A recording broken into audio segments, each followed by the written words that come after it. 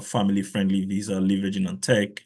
This is a fantastic session you want to be part of, and you want to invite everybody that you know that is currently going through that process to join. My job is just to give you information and help you access as much information as it's possible. All right, so thank you for joining. Let me see. All right. So if you are a student also and you're looking to switch visa from student visa to a work visa, this also it's a fantastic session you want to be part of, right? I see Esiri is on the call. Thank you guys. Thank you guys for joining. I'm going to share my screen just for a moment and just share some housekeeping, right? Just to inform you and give you some tips, pointing in directions that you will find useful when it comes to becoming globally attractive in the field of tech. All right. Give me a moment.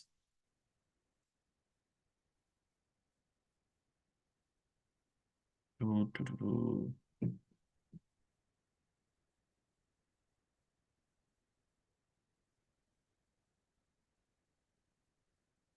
All right. Thank you. I'm sharing. Dun, dun, dun, dun, dun.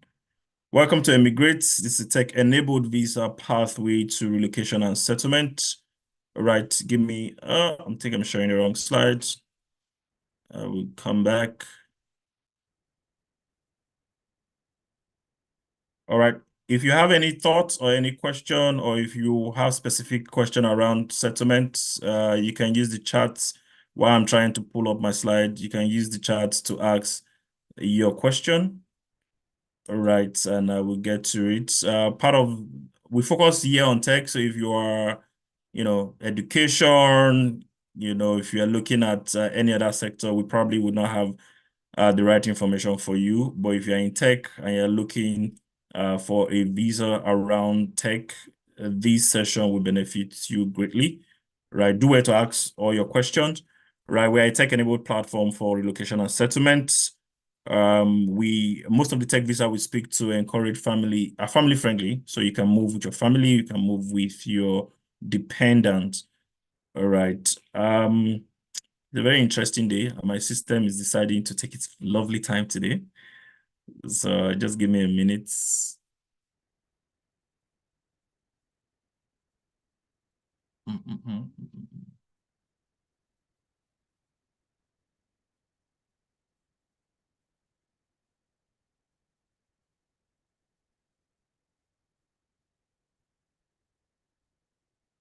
Okay.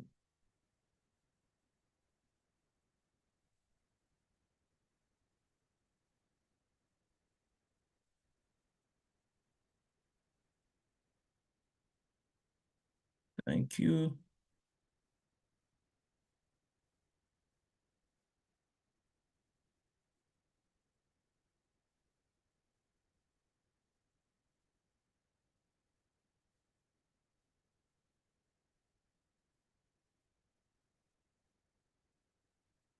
All right.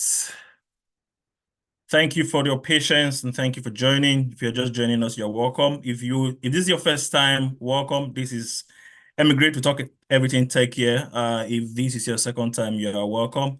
Thank you for joining. Right.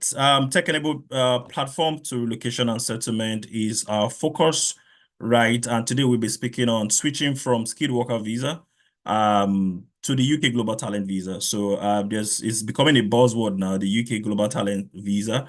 If you want to know more about it, this is a session. If you are on skilled worker visa, if you're on student visa, and you have a bit of time and you have a bit of experience in the tech space, you want to pay attention.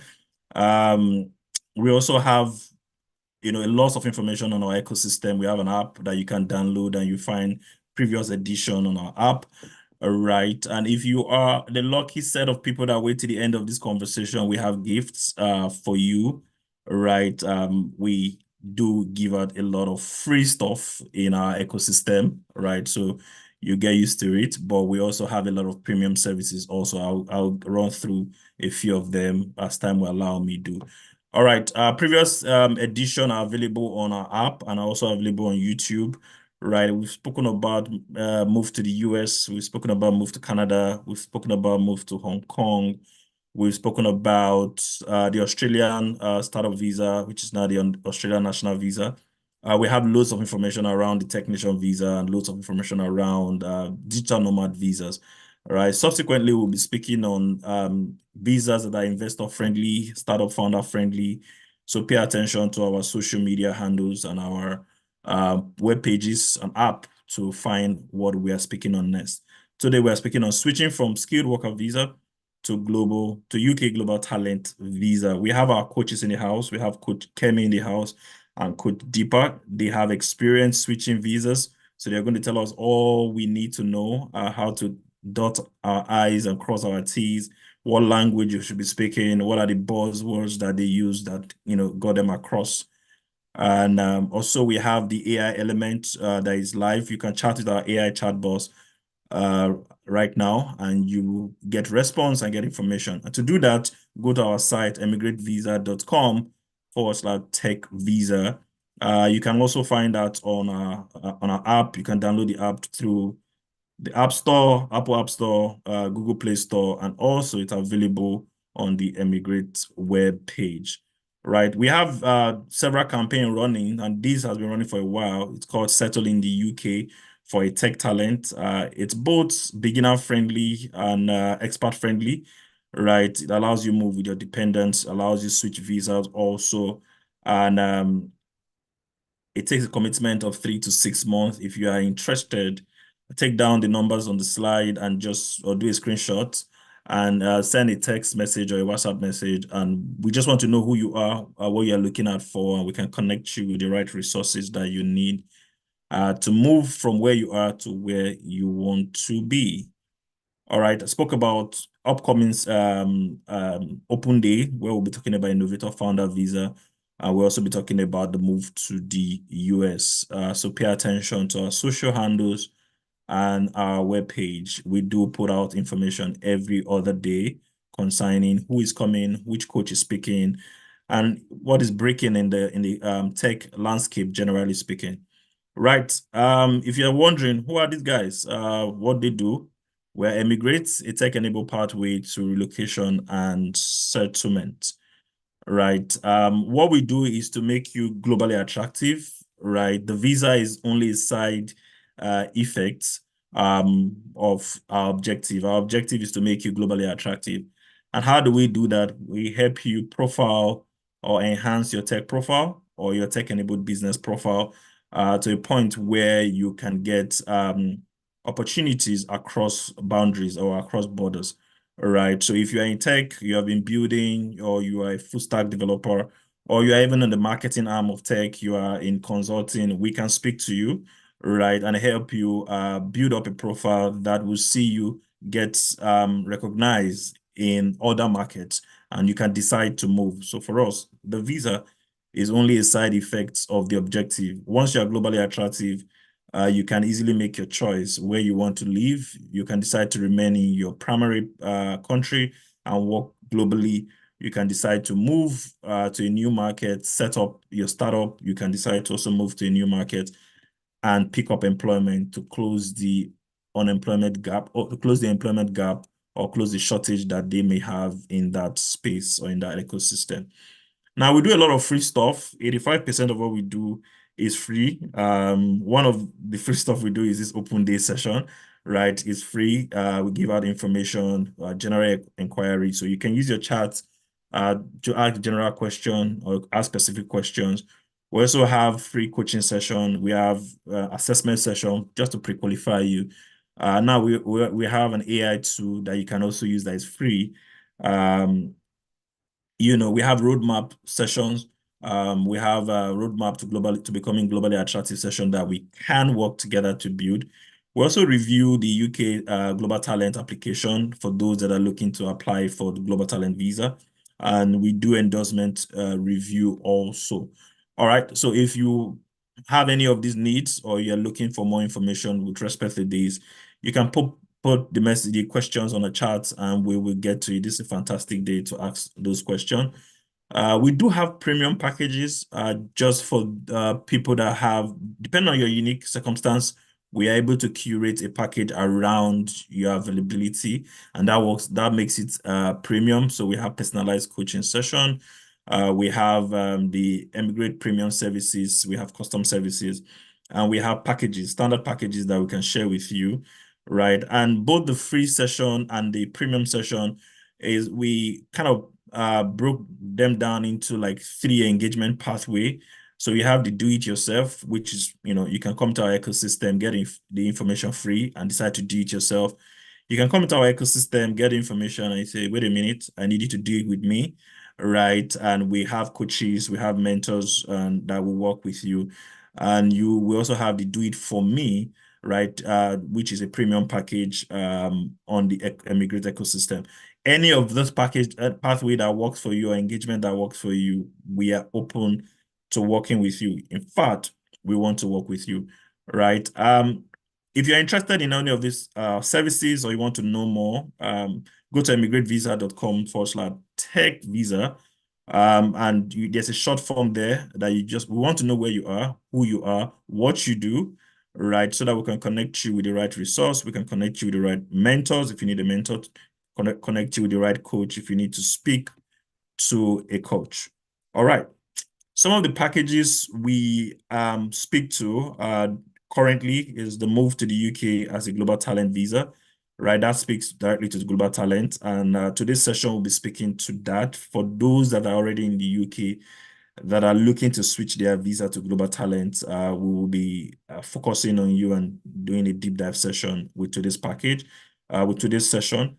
We also have the move to the UK as an innovator founder, right? So if you have a startup anywhere in the world and you want to move to the UK, this is a good package you can leverage, right? Any of the package that you find that fits you or that fits your outlook, right, your vision, your personal vision, or what you want to do with in your career journey, reach out to us and we can speak more to it, right? If you want to move to the US, we have the US O1 visa for individuals with extraordinary ability and achievement. And I dare to say everybody has extraordinary ability and achievement. We just need to look at what you have done and help you profile them correctly. If you have a startup, Canada is looking for you. So we have what we call the Canada Startup Visa, all right, for founders and that have startup and Canada wants you to come and set up in their ecosystem. We can speak to that. We have a package that we enable you and equip you with the right information to navigate seamlessly to Canada. Spoke about our app already, right? We have a community. So we are a big ecosystem. We're a big community. We have a community on WhatsApp. We have a community on Telegram, Facebook, LinkedIn, and on YouTube, right? My event manager is going to share these links on the chat, right? And you can connect with us through any of the link and you join our community if you're interested in joining the community. But we ask everyone to join. But if you get into the community, please engage, share, right? It's a community. We have community manager, but we expect everyone to manage community also. So share your thoughts, be respectful, ask questions, like, repost, retweet, depending on the community that you choose to join. Right. We have a campaign running for those of you that are more interested in, having a portal where everything sits together in that portal, what we call a single point of truth. Our app is that single point of truth where we have videos, resource, documentation, articles, everything you need to know about relocation and settlement. So you can have those. They're all in one space, and it's in the app, the eMigr8 app, and it's available on anywhere you find your apps, Apple Store, Google Store, and on our website, right? And it gives you, fair information that you need, right? And if you're on the app for 7 days straight, that's 1 week, you get to win lots of prizes. a free coaching session is one of the prizes that you can easily win if you're on the app consistently. And we also have a referral package going on at the moment for family and friends. So if you refer a family or a friend or a colleague or a coworker to the platform, you stand a chance of winning £35, British pound, I have to say. All right, so do it to refer people. You never can tell. If you refer 100 people, that's a lot of money. All right, I'm going to speak to becoming globally attractive and how we get there. It's a journey, and to help you get there, we have a lot of partnership. And one of such partnership is the partnership with Bincom Dev Center.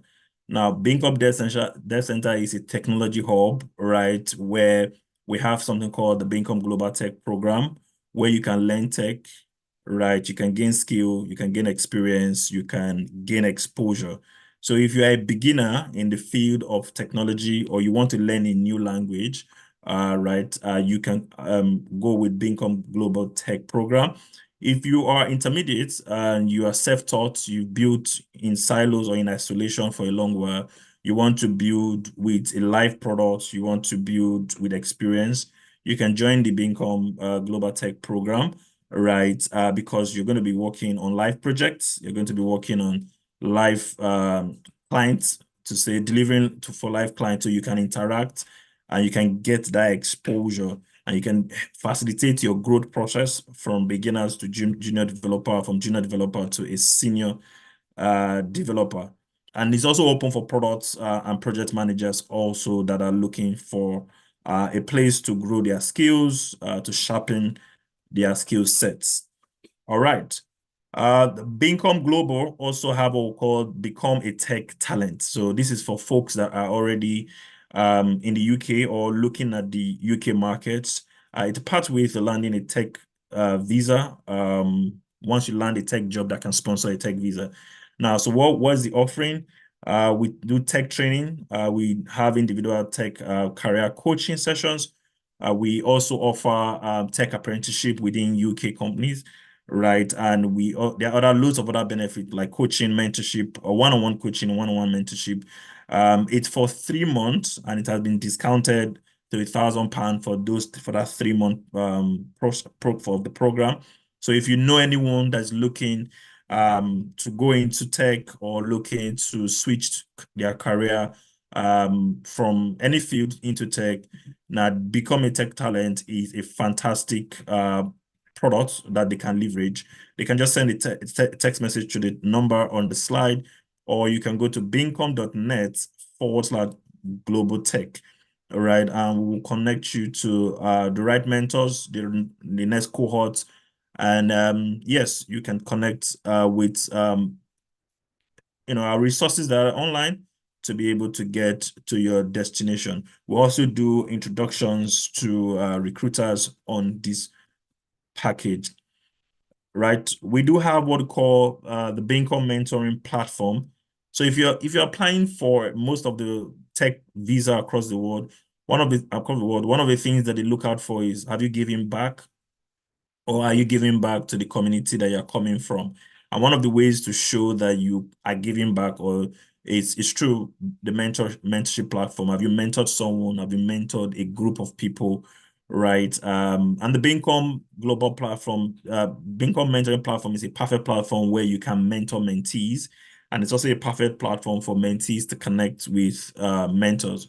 So we have mentors across different tech field, right? From cloud to infrastructure to products to every language you can think of, right? Full stack developer to AI and machine learning expert now, right? So if you're a mentee, you want to sign up. If you're a mentor with these skill sets that I just mentioned, we invite you to also sign up. We want to be able to give you an opportunity to give back to the community, to the tech ecosystem. And if you are interested, bincom.net/mentor registration is where you want to go to register for that package. All right. And also, there's something called Last by Bincom. It's a cohort of founders or co-founders, right, of individuals who are looking to build products.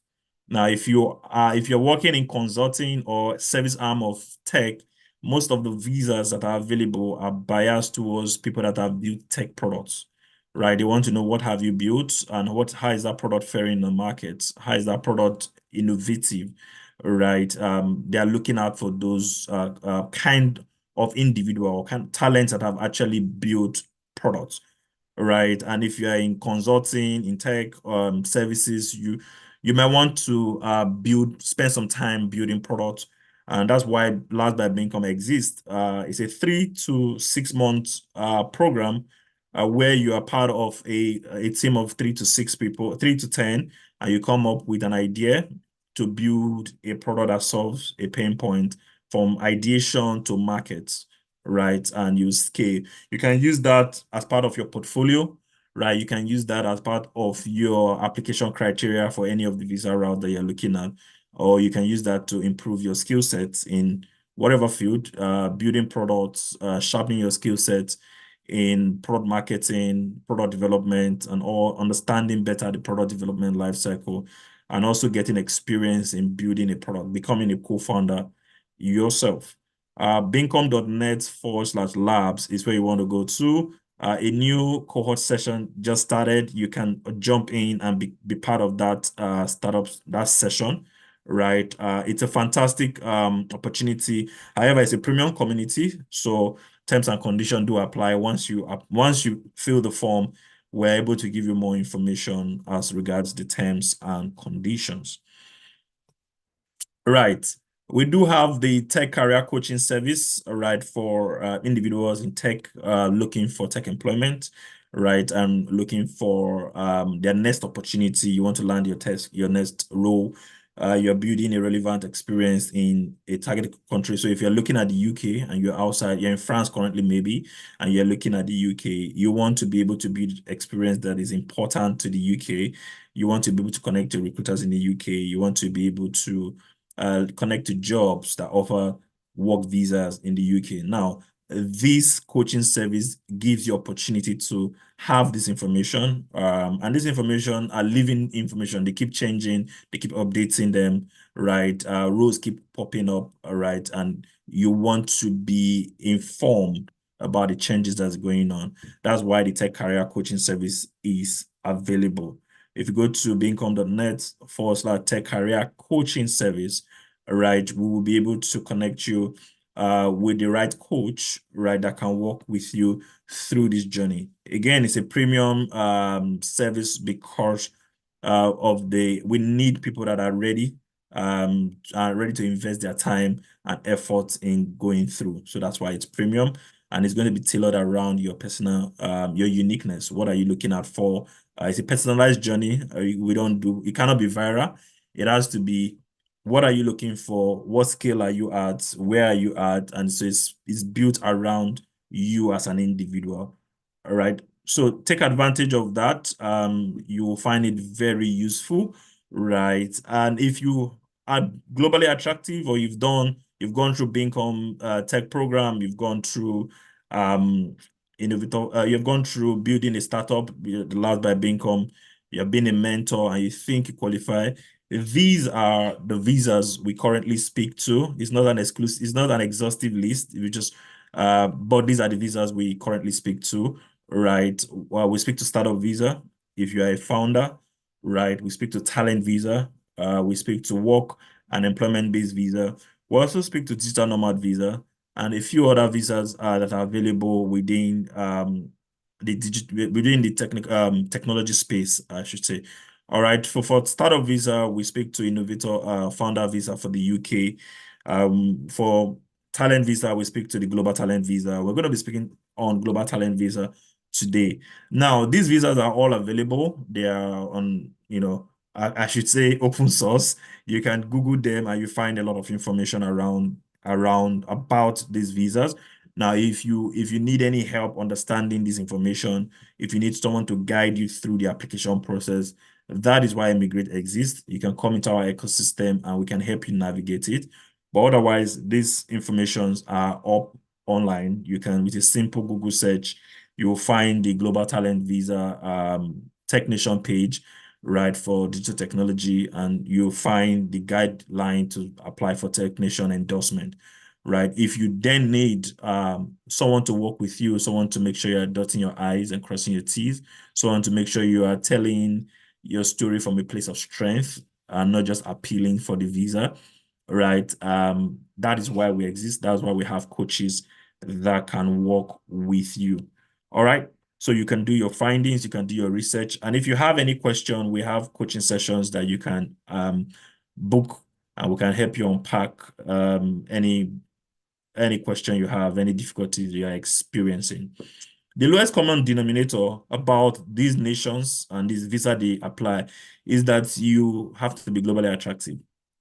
Right. If you have built an amazing product in your current market and the product have scaled, multiple users and or are scaled into multiple market, chances that these markets will offer you visas, will offer you opportunities for you to come to their ecosystem to replicate the success that you've had.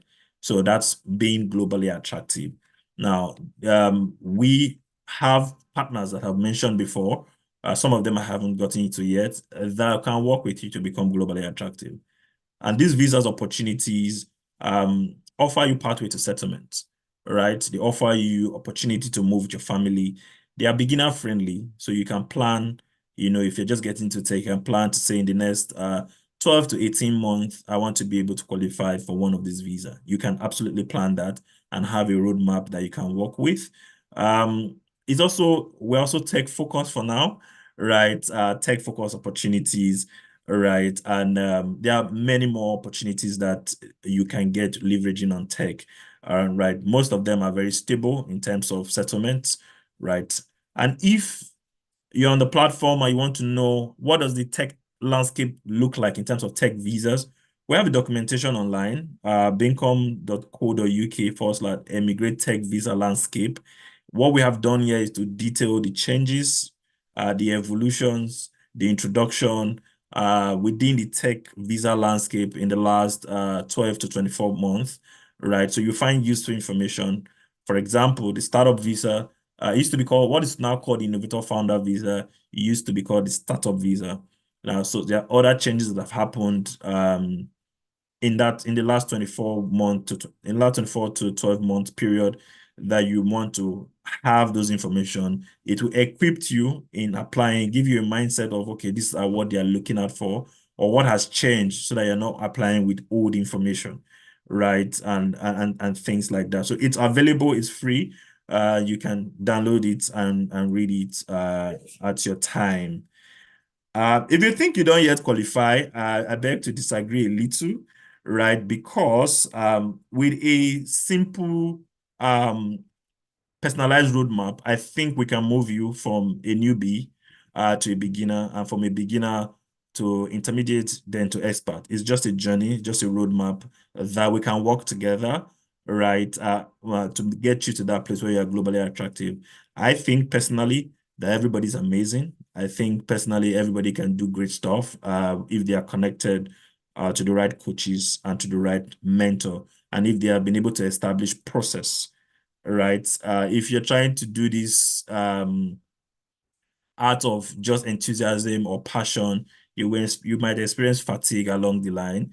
But if you have a defined process, like a roadmap that you're following, right, it just makes the process, it just makes it seamless and use a little less effort than trying to make it happen from impulse or from I can do it on my own. All right. So that's the beauty of being in a community that takes our time to establish process that you can work with. All right. So I believe that everybody's amazing. I believe everybody can become globally attractive. Now, if you're already in the UK or if you are on this call, fantastic.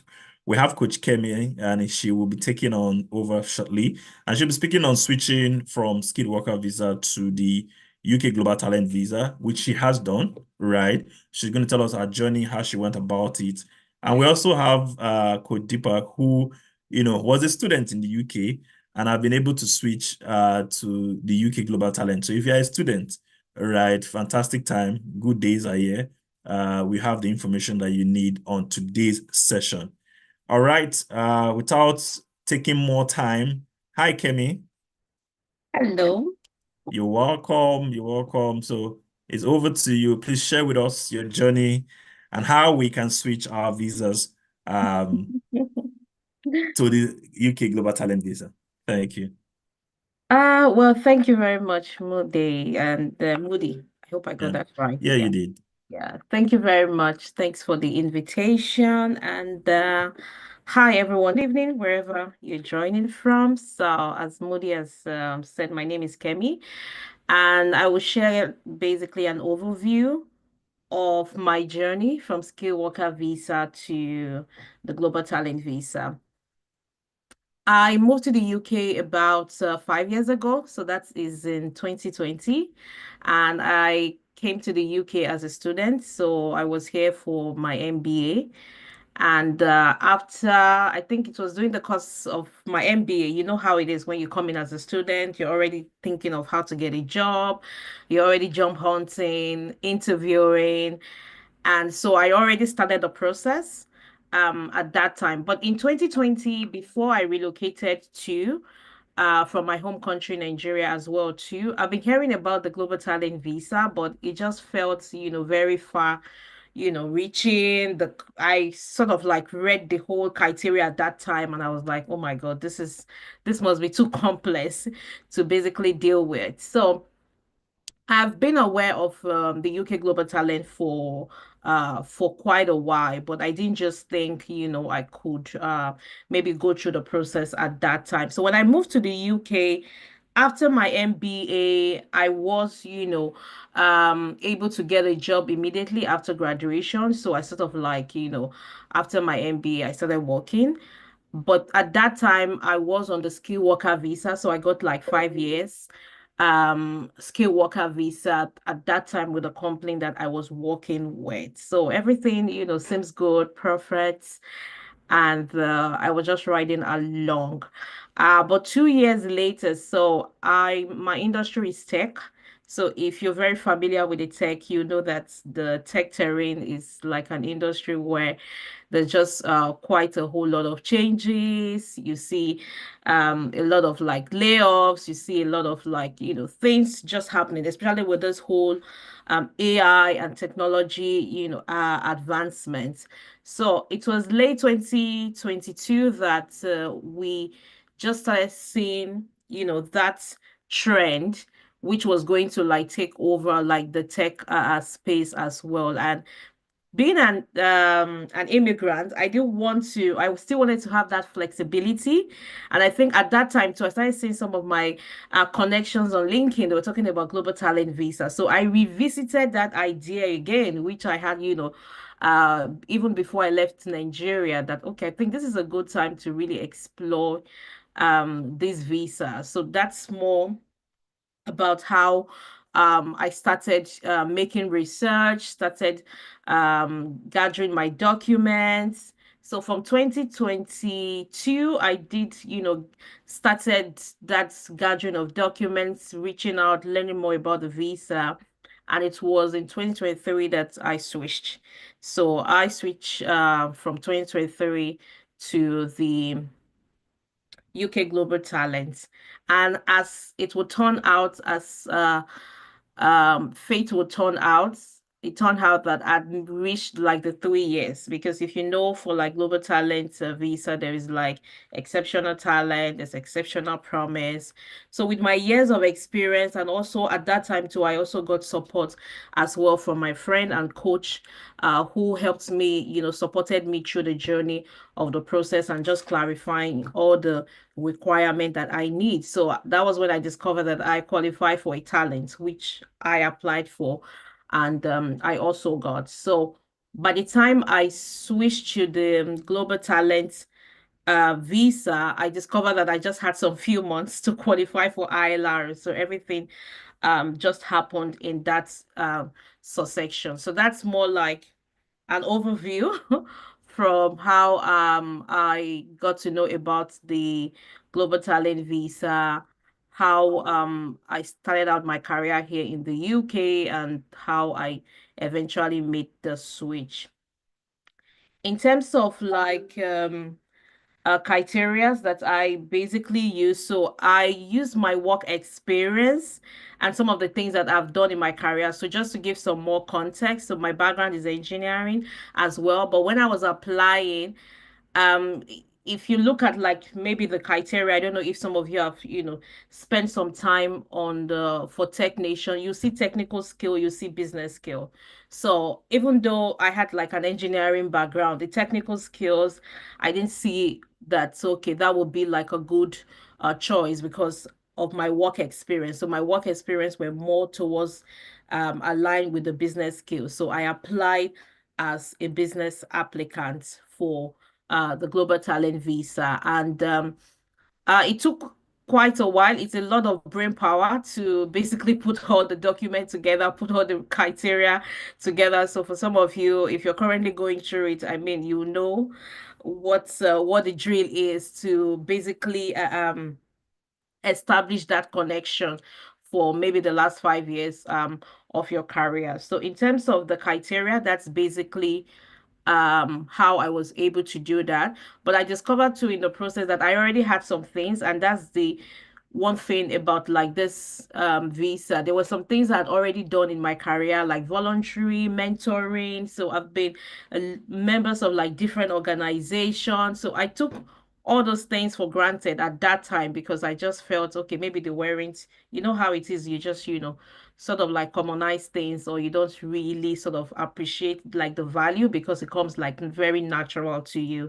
So those were the things I, had to put together because I'd done them even from Nigeria, from my home country. I've also volunteered also while here in the UK. So those parts were sort of like easy to put together in terms of like the optional criteria, the OCs, and the rest. So that was more of like an overview of how I sort of like put my criterias together, like the evidences that I used for my application.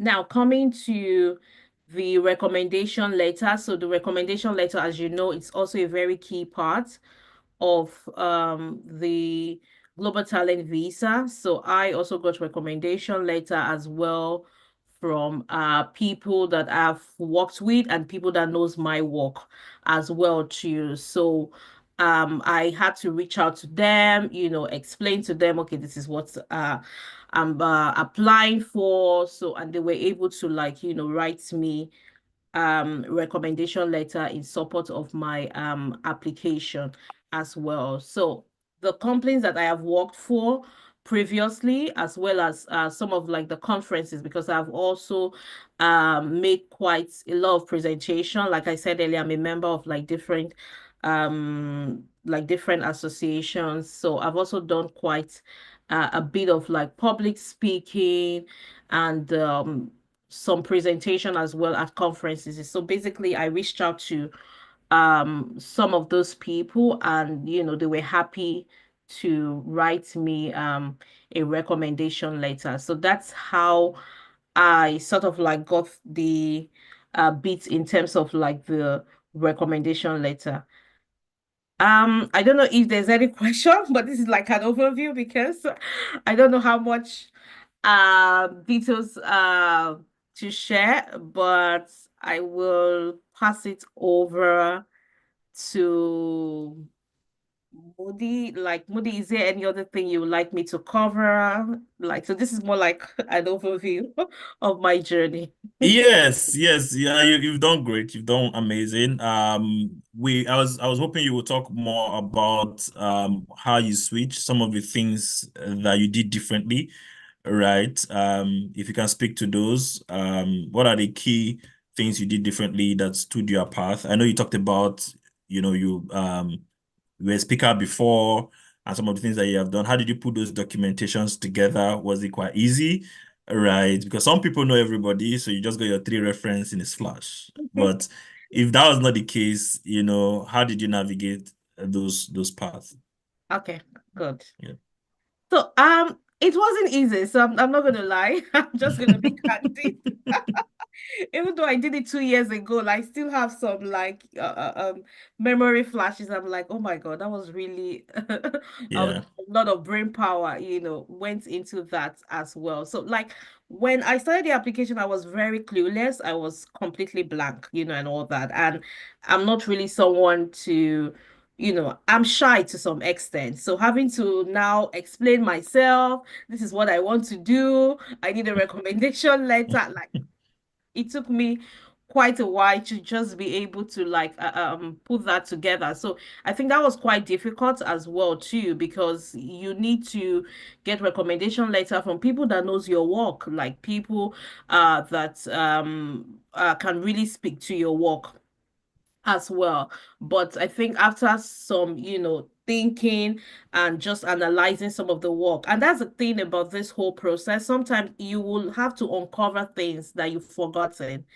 That's just one thing about like this global talent, because there's so many things I have forgotten, so many contacts, so many people that I've not, been in touch with for a while, so many projects that I did Mhm. home and abroad, and I've sort of like, you know, sort of forgotten everything, but it was doing the processes. So there were quite a lot of maybe reestablishing connection back just to be able to like, gather those evidences as well. And also being in the UK, so there were some evidences that I needed to get from my home country, Nigeria. So it even made it more challenging because Mhm. you are no longer there again, and you having to reach out to people or find the people who are currently in that position who can speak to the project that you worked on together. So that even make that sort of like increase the complexity Yeah. when you are in the UK as on a skilled worker visa and you've left maybe the previous location in which you had that depth, or you had that experience, or you had that connection as well too. But after, quite a lot of digging, persuasion, reaching out, reconnection, quite a lot. Some people are going to tell you no, so be ready for that. I'm not going to lie to you. It wasn't a walk in the park, just, to be very honest and to be candid about it. So there's some people that, they didn't really understand about what is the UK Global Talent. You have to even explain, you have to prove Yeah. the authenticity of what you are trying to do Yeah. first, even before now getting that support. But in the end, it's basically came out well.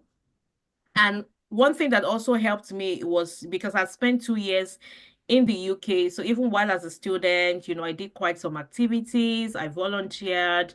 I had like speaking engagements. I've always been a STEM mentor. So those were like all the things that I was still able to leverage on while I was trying to get, some evidences back home, also from my experiences and some of the things that I have done. So I think that's something that sort of like helped me. And I think just speaking to people, because in my own case, I was very confused because not so many people at that time that I knew were switching from skilled worker visa to the global talent visa. Most people were coming from, abroad. Most people were coming from their home country. So it sort of like increased the complexity. And I spent a lot of time researching, going through like the government website, speaking even to some lawyers because I needed to really be very clear on the process. So I did quite a lot of fact checking on my own. I did quite a lot of consultation as well too with legal professionals, with immigrants, special with immigration specialists. I mean, people who can really advise on that because I didn't have much people who I knew at that time who were switching from skilled worker visa who were already in the UK to the global talent visa. So there were quite a whole lot of research Yeah. until I So, now finally arrived that yes, it is possible. I can switch from a skilled worker visa to a global talent visa, and it will still, continue. But it's just getting the right information as well. all right, fantastic. And that's why we're having these sessions to be able to share the right information. I'll come back to you. We'll allow deeper come, but when we come back to you, we will want to know what are the criteria you applied against, the mandatory and the optional criteria. right, that you applied against so that we can also sort of demystify some of the myths that people have around those criteria. So, but I'll come back to you. All right. Hi, Deepa. Hi. Hello, Thank you. hello. Thank you for joining us. We can hear you loud and clear. Right. So please take us on your journey. Let us know, as a student, how did you move from being a student to becoming globally attractive and getting yourself the UK Global Talent Visa? I'm waiting for that story. So take it away. Thank you, thank you. So first, I would like to thank you, eMigr8, Bade, all of you for having me, and lovely to see you all. It's quite a late period for people who are in the UK, for others who are joining from other countries. Hats off to your dedication. It was lovely hearing Kemi speak about her experience, and I would like to sort of echo some of the things that she said in her conversations. Very similar story, some bits. So, my name is Deepak. I have now been in the UK now for about 6.5 years. I come from India. Like Moody was saying, I switched from Tier 4 student visa to global talent visa on the exceptional talent route. My background, I have about 18 years experience in profit and loss management, divisional leadership, strategy in various industries. And I'm an engineer by background, and then I did my MBA. Now, a couple of things I would like to clarify before we begin. I am, like Kemi was saying, not a technical applicant. I applied under the business route. This is largely because my story fit that route. So that was the first point. The other point was I got endorsed in 2020. It was in July 2020. So it's 5 years, and the global talent has undergone quite substantial change since then. It keeps changing every 6 months. In the first few years, I kept trying to, keep abreast of what's happening, and then I gave up. Now, I believe the whole criteria is changed in terms of what I got. So, some of what I'm going to share may not resonate with what the reality of the situation is today. So, please do not get confused. I'm only sharing my story. So, for example, some criteria which were mandatory at my time have now become optional, and the optional criteria has become mandatory. So ignore if there is dissonance in what I say. It is only because I applied under a different time period, and things have changed since then. Now, coming to my journey, like I said, I came to the UK from India about 6 years back. I came here on a student visa. Uh, I was a mid-career student, so not like a freshly, aspirations in the eyes, dreams in the hopes and dreams in the heart kind of a student. I was a mid-career student. This program is called as the Sloan Masters Program, and I did it from London Business School. It's a special mid-career program offered only in three places: MIT, Stanford, and London Business School. I was fortunate enough to become a scholarship holder there. And so the first time I came across the Global Talent Visa program was when at London Business School, the visa team came and presented all the various options of what all can happen from a student visa. And I heard it for the first time. And when I started checking with others, and I realized that not many people knew about it.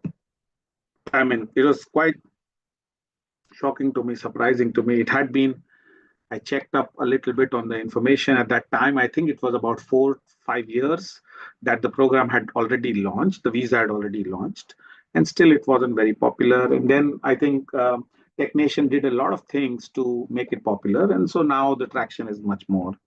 But at that time, it wasn't so high. And in the beginning, because you have less information, you have very few people who are role models in this, and you don't get to know much about that program, about the visa conditions. So you don't know if you qualify. I mean, you don't know if your story fits in the narrative. And so I started doing what I knew best, which was networking, scouring my network, trying to find out if there is someone. And I found some person who had recently got this visa. And so I reached out to them and I said, listen, can we catch up over coffee? And then we did. And then at that time, I realized what the conditions were, what needed to be done, and how the approach were. Of course, the guy couldn't get into complete details, but it was a very helpful conversation where I got a lot of clarity, and I could sort of overlay the information that I received onto my own personal story and understand if this works out for me or not. And what I realized was that I had a good chance. Like Kemi was saying, I then reached out to a few sort of lawyers, consultants. Some of it were through my college, some of it, offered a free session, just trying to gauge what they say. And what I realized was no one can say for certain if you qualify. The only way that you will really know is when you actually make the application and you hear back from technician on whether you got endorsed or not. And so some of them were saying, yeah, I think you get a good chance. Some of them had a wrong understanding that, hey, listen, I don't see a technical, side to your story.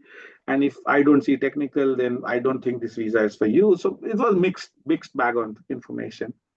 But I plowed through. The key point that I wanted to make here was because I started early on, and the time that I decided that this could be something for me, and my actual application, the gap was about a year. And it worked out well because in that 1 year, I could do certain things here in the UK. I was in the UK on a student visa, so I could do certain things in the UK that actually helped me in become like a gather become evidence for my program. So that was a helpful reflection time when you get to plan. You see that, okay, these are the criteria that fit your story, maybe this criteria could be strengthened by doing certain things. So for example, I took mentoring within my college as and there were structured mentoring programs.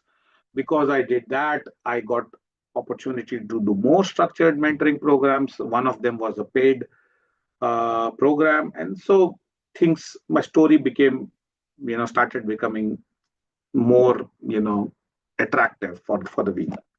So that's one thing that I wanted to share.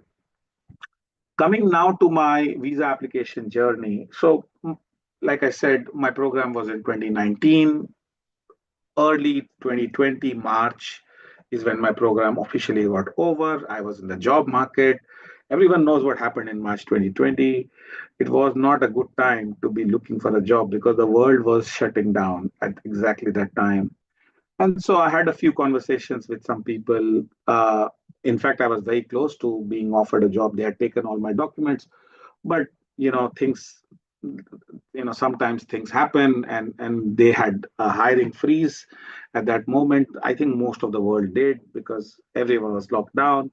No one knew when it will be over. It was a global pandemic. So so that's when I was like, okay, my first strategy was to become, like Kemi was saying, to become like a skilled worker visa. But then I was like, okay, this is not going to happen for me.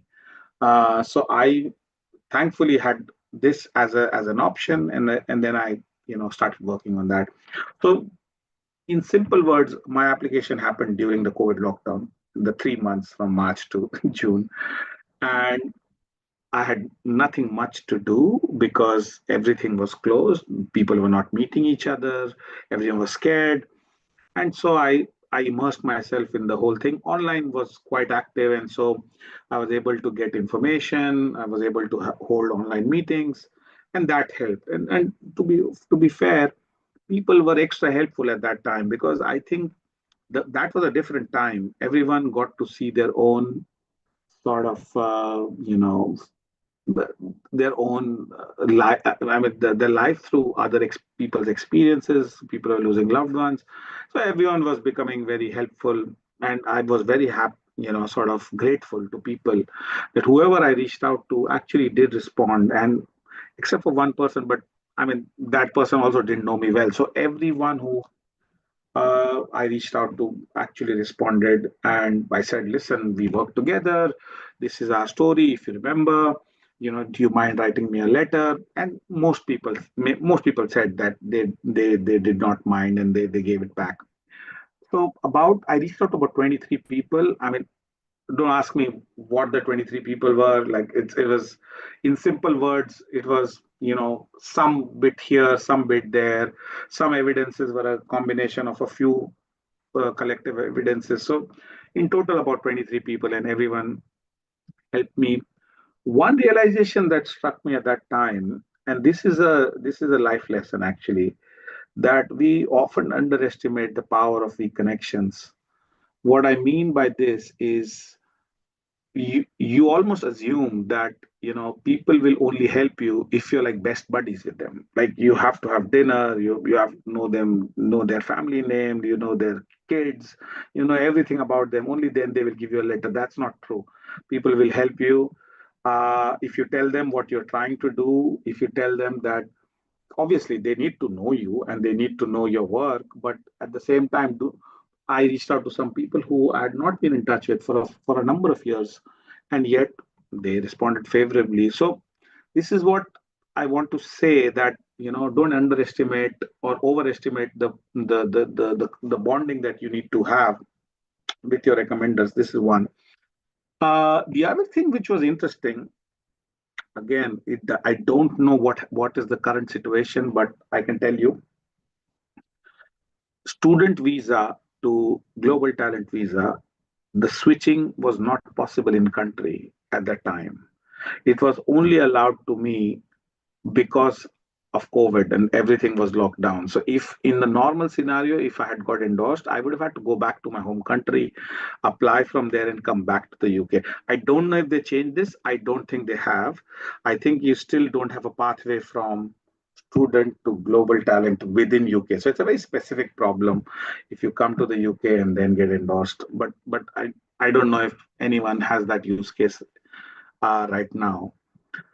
Yes. So coming on to the other things about the visa requirements, what my understanding is, what the insights are. I think I can give you a few insights. The number one insight that I can give you is plan in advance. Like I said, I started a year before. Don't get overawed by the application. Be confident in your story. First, understand your story. Speak to alumni. Speak to people like eMigr8, and understand if your story is the right fit for visa. And there are some specialisms that don't qualify for this visa. So whatever you do, however attractive your story is, it will not work out because the visa terms are such that you do not qualify. But my appeal is to those people who do not take the chance because they decide that they are not fit for this visa. That is not the right approach, in my opinion.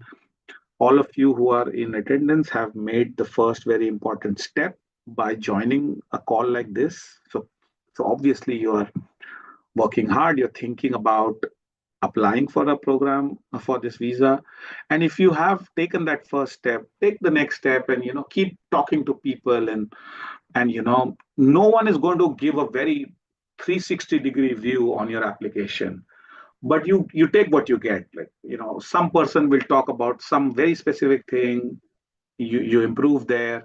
You talk to someone else, they will talk about a different thing, and your collective wisdom about the process will keep enhancing as you talk to more people.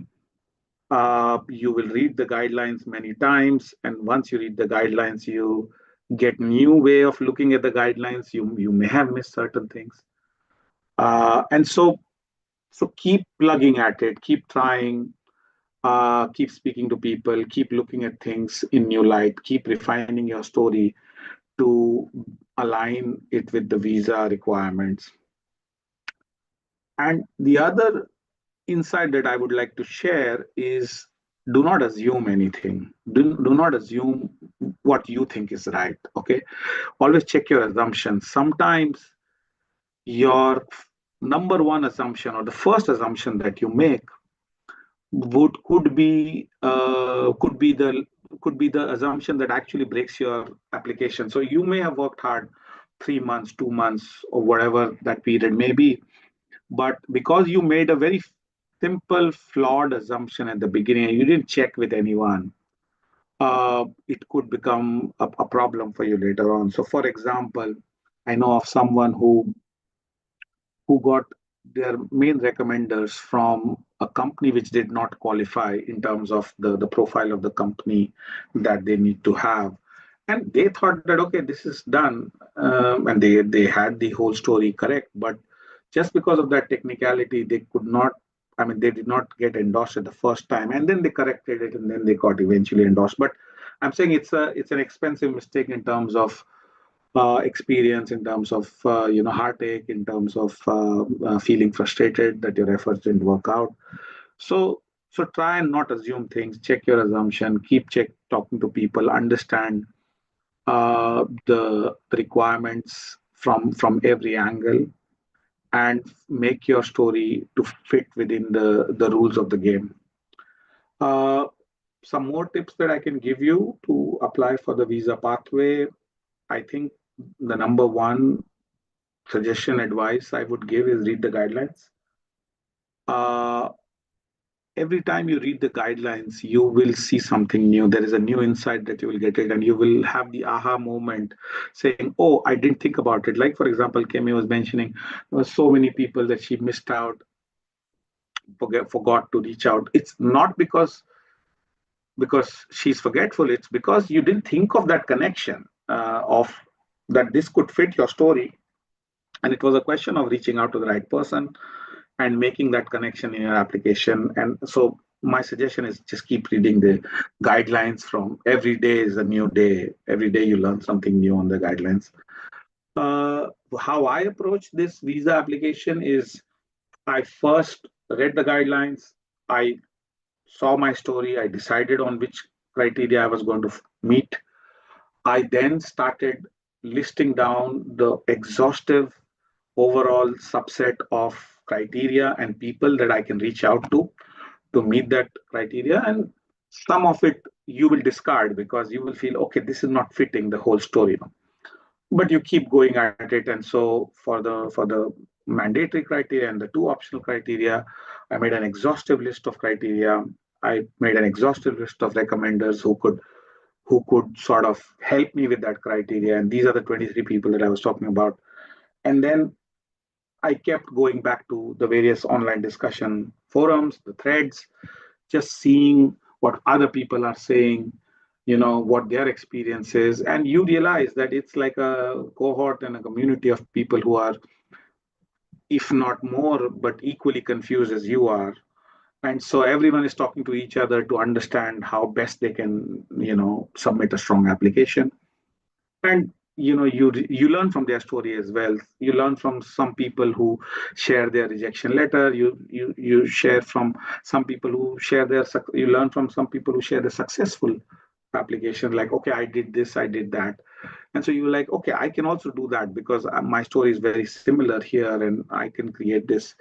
I can assemble this evidence to fulfill that guideline. So yeah, so broad, high level suggestion, keep an eye out on online discussion threads. Maybe you will get something that you did not think of, or think of a recommender that you did not have in your original list.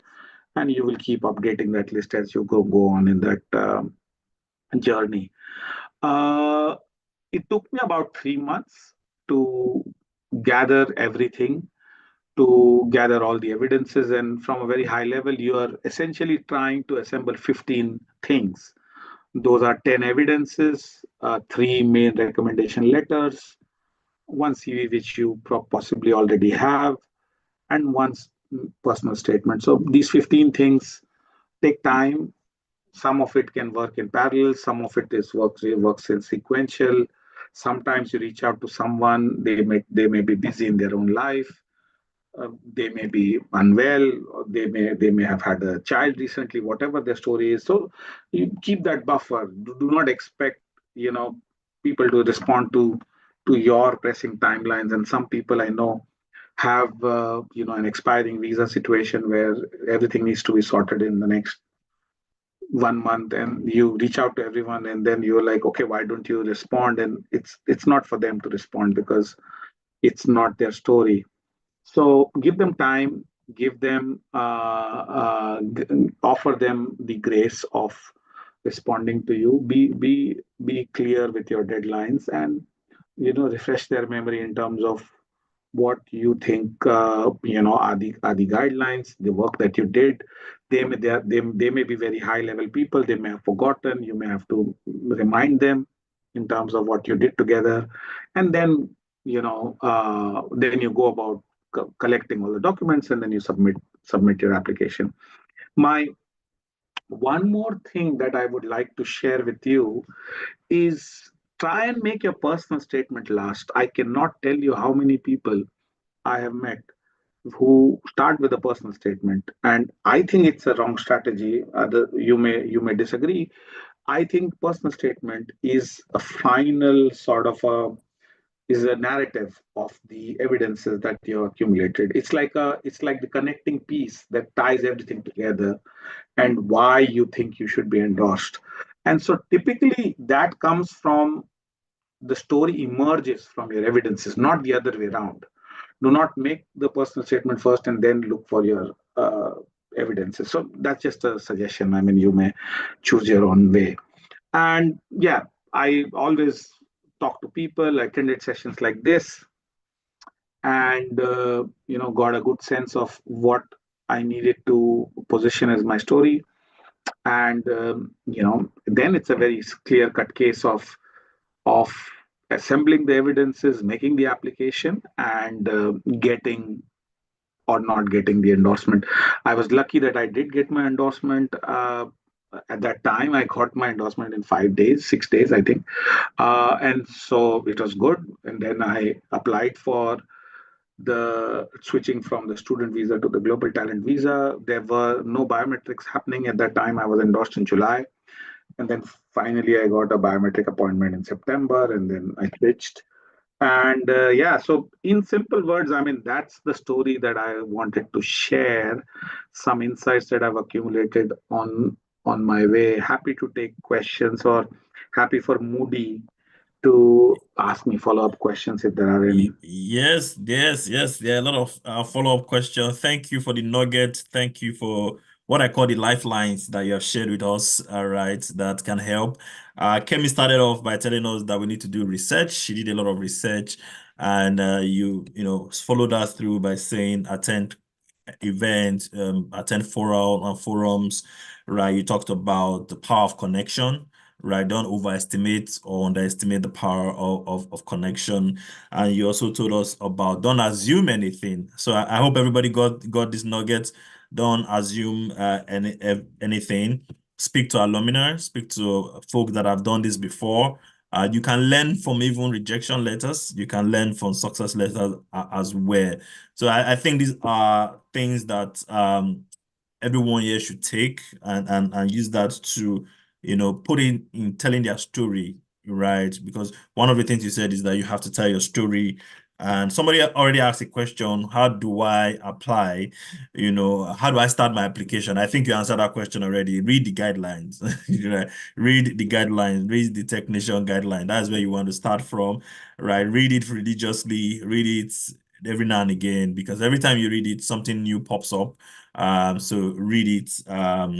Then you advise that personal statement should possibly come last because it's a summary of what your application is made up of, right? And I think those are fantastic thoughts that you have shared. You shared a lot more than that. These are just like a brief summary, right? But we have a question for you.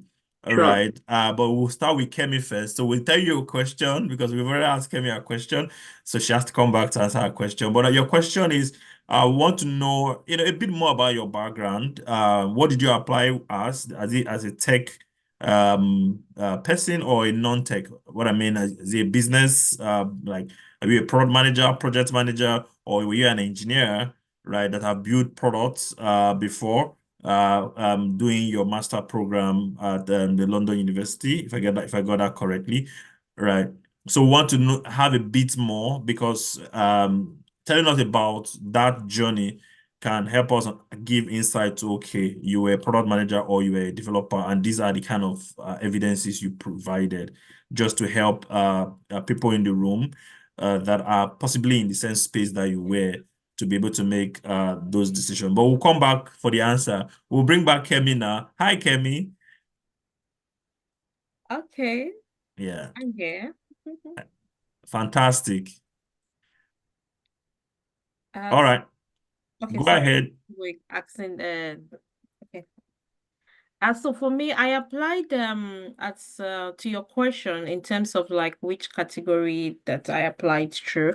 So I applied as a product manager, and that's based on like from my experiences and like all the projects, like products that I've sort of like delivered and been able to ship out. So that was uh the route that I applied as. And just like DP shared, my background too is also engineering, but when you look at like maybe the things that you've done, like in what capacity that you've worked at, so all the work experiences that I've done, all the things that I've done tend towards product management, release of this product, release of that product, and all that. So it sort of fits and align into my experience. So, and I think I saw a question relating to that. So you are the best person to really, you know, uh, um say, okay, what has been maybe my journey in terms of like my work experiences? Is it really sales focused? Have I been, the sales guy, or I have been basically like a founder? Or so it depends on like what has been your trajectory in terms of your career. So it's from, and I know there cannot be two cases, so everyone will have their own individual personalized cases too. So in my own case, so I was also very confused when I started the process, because I was like, oh my God, am I to position myself as an engineer? I even while also in my own country, Nigeria too, I had a startup too. So I was like, so there were so many multiple things that I've done in my career. So, and it was very confusing even for me myself to be able to choose where exactly I basically like fit in. But of course, with support, with coaching, with mentorship, and just like DP has also shared, just reaching out, connecting with people, getting diverse perspective, because it was that perspective that I got, and I'm like, okay, this is more aligned. Bulk of my career has been tending towards, product management and product development. So that's sort of how I navigated that route. Yeah. All right, fantastic. One more question for you, Kemi. Mm. Someone is asking, what were the reasons you switched from skilled worker visa to global talent visa? Because skilled worker visa gives you said you were on 5 years, Yeah. and I think 5 years leads to indefinite leave to remain also, Yeah. right? So why was it necessary to switch to global talent visa? Well, so like I shared, it's just more about flexibility, because I mean, too, when I had the 5 years too, I was also very happy. I was very content. I was like, oh my God, this is it. It was more like, I just won a jackpot at that time, immediately after my graduation. So, but it was I'm always very, conversant with industry trend. I always observe like the market, my industry, and all that. So it was just basically for the need for flexibility and stability at that time. So there wasn't like maybe there was something really pushing me that I needed to switch like from a skilled worker visa to that. But being an immigrant, I've just learned to like it's always good that you have multiple options. Because if, for instance, anything happened to your employer, maybe they decide to let go, and that's exactly what now happened. Like 2 years later, where there was quite a lot of, layoff, a lot of talents, and a lot of talented people in the market. So I saw that trend, and I was able to like, okay, it's better to um uh, um proof your career right now. So it was more like a fail proof to ensure that, okay, if for any reason at that time, even though my organization at that time, there wasn't layoff in my department, but I was just like, I want to have that peace of mind that I have that stability, because I feel it can really, really be emotionally or psychologically, stressful if you have to deal with looking for a job and also looking for a sponsorship at the same time. So I feel that is a lot of mental pressure to basically deal with. And just based on my curiosity, so I'm actually a very curious person, and I discovered that even while I was applying for like jobs, I discovered that there were some job categories that they would not accept to sponsor. So very good job. So just, based on my own, research, like I said, I'm a very, I'm always doing a lot of research. I don't even know what I'm, what I'm researching on, but I just have a very wide understanding of landscape about the job market, about career, about progression. So I started seeing some jobs like, okay, this complaint, great complaint, high pay, good benefit, but they will not utter like offer sponsorship. So overall, when I looked at like the whole overall benefits, I just knew that okay, this global talent was going to help me also in my career to have access to more opportunities, even apart from the stability, apart from the flexibility and all that. So it was more like a compounded Yeah. reason. Fan, fantastic, fantastic. So, stability, flexibility, opportunities, right? Those sounds like things that everybody on the call will be Could I interested could I in. just could I just add one small point to this actually? All right, go ahead. The biggest thing, the difference between the two is actually global talent visa puts you on a 3-year path in terms Yeah, of Exactly. ILR. So yeah, if two years earlier than a skilled worker visa, so it's not only about being on the 5-year route, you can get there faster. yeah, yeah. Fantastic.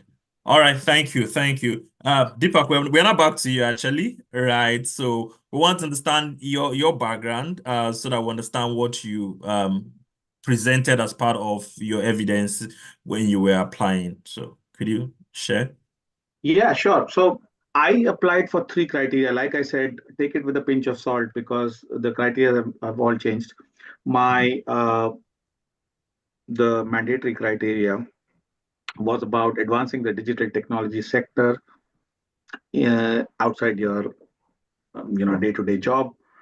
And in that I submitted, so I'd worked in India, with universities on structured mentoring programs. So I got a letter from the vice chancellor there. I worked on like I said, a paid project here, in terms of it was also a structured mentoring program. It was in the UK.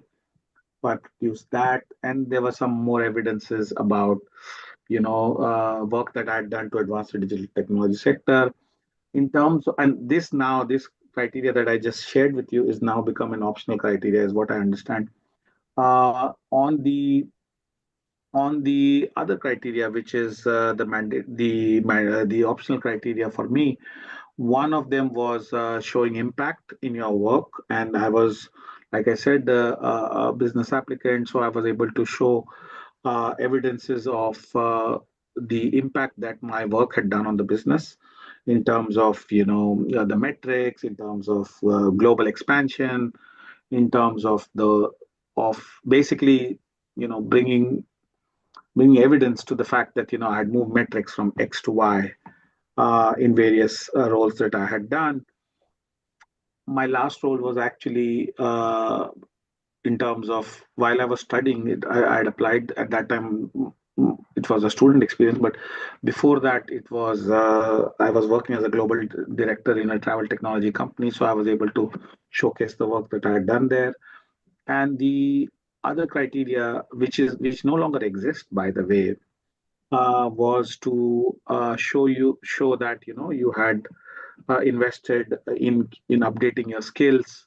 I had a track record of doing that for a long period of time, and I was able to show the various training programs that I'd done back in India, the various conferences that I had attended as a speaker, uh, everything that I'd done to just boost my knowledge in terms of, and it doesn't have to be like just like a small thing. You need to have a track record of what you did. So in simple terms, these were the three criteria, and my story was, like I said, a business applicant, and so the story dictated the evidence that I showed. Once I selected the criteria, I just fulfilled those criteria. All right. Fantastic. Fantastic. Thanks for sharing. And that's why conversations like this are important.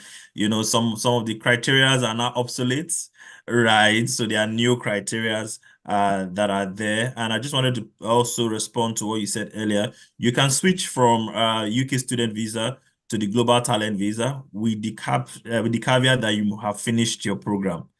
Right. Ah, With the caveat that you have finished your program before you can switch.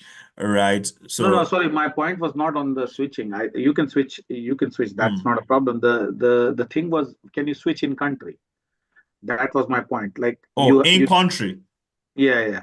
Like if you're a student in the UK and you're on a student visa and you get endorsed, and then you want to apply, can you do it from the UK? I got an exception because at that time it was a global shutdown, and so every visa type, the government had released guidelines saying that all visas can be switched within country. It doesn't matter, and so I was able to switch in Yeah. country. I don't know Yeah. if that is possible Yes, here. it's possible. You can switch in country, right? As long Oh, as you are done with your student visa, okay. your student program, you can Okay. switch. Sorry. Usually, you Oh, probably have 3 months or 4 months after your program anyway to remain in the UK, so you can use that time to apply for any other visa, including the global talent visa. All right. So fantastic. So I have questions I will just run through and any of you can take it. All right. Questions from our communities and questions are also from the chat. So if you're in the room, please drop your question in the chat. We will spend the remaining time left to just answer this question and help unpack some of the knowledge that and experience we have in this field. So the first question, someone says, please, my friend is in the UK. She had a master's in program and project management, but she hasn't been able to secure a job that will give her sponsorship. Asap, any advice on the way forward? So there are different nuances to answer this question on the way forward. All right. Keep applying is one. Consider applying for global talent visa is another. Right. It depends on what she has done before coming to the UK to do her master's. And there are other visa opportunities. Innovator founder visa is also another one. Skilled worker visa is maybe the fastest you can leverage on, right? There are, lots of job shortage that's listed on gov.uk. You can look at those shortage and apply through those such shortage. So we are focused on the Tech Nation visa. I hope some of the things I've mentioned will help. All right, but if not, can you ask your friend to come to our communities and ask questions, and we can be able to point her in the right direction. I have another question here. Say, I am in Nigeria, working as an electrical engineer. How can I apply for a tech job in UK, Canada, and the US? Again, job serve, indeed, right? We give you the answer to that. You can apply across any platform. They have remotejobs.com. Those are platforms that you can apply on through. We also have a career coaching portal within the Bincom ecosystem that you can sign up for, and we'll have a coach that can work with you through that journey. All right. Let's see. Okay, somebody else, how can I start my application for global talent on tech jobs? So for global talent visa, to start your application, just go to technation.io. That's the site, technation.io. Look, there's a guideline there. Read the guideline religiously. Read it every now and again, and you would see things that you probably have done in the past that you can apply against.